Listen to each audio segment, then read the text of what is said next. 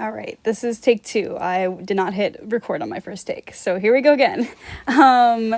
I decided to do this on unit 13-1, and in order to understand that unit, you have to know what an IP address is. So IP stands for Internet Protocol, which is what allows devices to be identified by a network. So an IPv4, an address is 32 bits long and is written in dotted decimal form down here. It's just a more readable version than the binary number. So each IP address identifies a specific network interface. So there's different devices like phones, like laptops. They only have one interface, so they only have one IP address. But routers are different because they connect multiple networks, so they have different interfaces and use multiple different IP addresses. So it's basically just like a unique identifier that allows devices to send and receive data across the internet.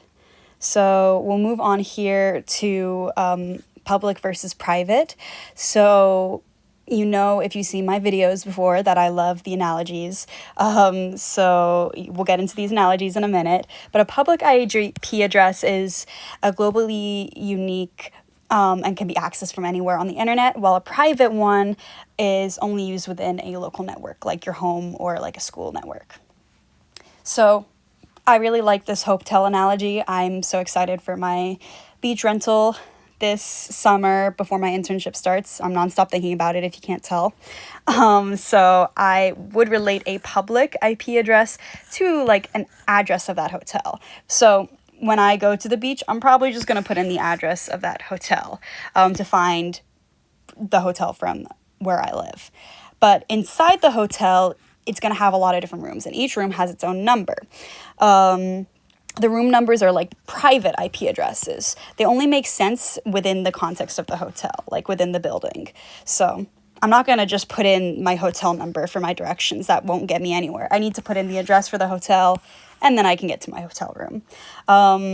Using this analogy, I really like the idea that NAT is like the front desk, and that it keeps track of which room has made a request and sends a response to the correct room. This allows for multiple devices on a network to share a single IP address.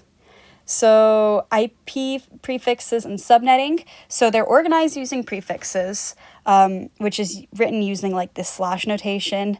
The number after the slash tells us how many bits are used for the network portion of the address.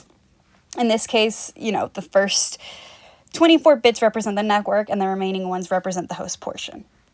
This means that the address range for the network goes from 172.16.0.0 to 172.16.0.255. It's basically like dividing a larger network into smaller ones, like how a university splits its network into subnets for engineering or computer science and art departments, which just makes the university easier to manage and to go about business. Next, we're going to use this wonderful chart from our video on IP forwarding, which is how routers decide where to send data. So here's our routing table.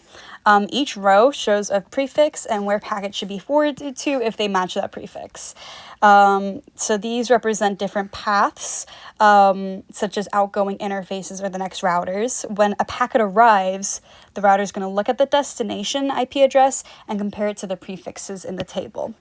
Instead of going through every single IP address, routers group the addresses using prefixes, which makes routing way more efficient.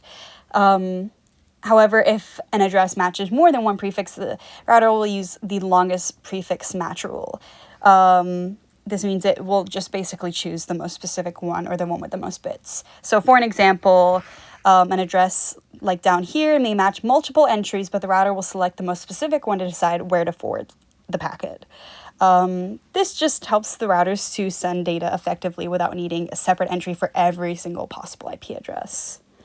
Finally, we're going to move on to IPv6 and kind of like the future of IPs. So IPv4, like we said earlier, uses that 32-bit address, but IPv6 uses 128-bit address.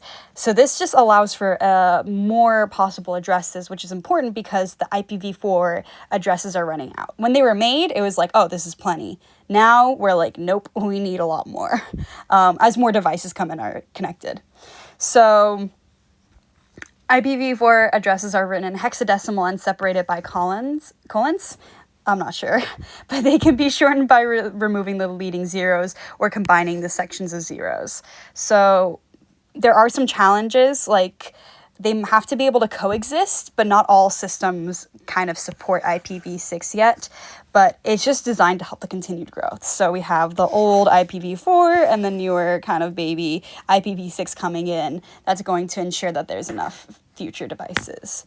So overall, IP addresses just allows devices to be identified, networks to be organized, and the data to be routed efficiently all across the internet. So thank you for listening. Bye-bye.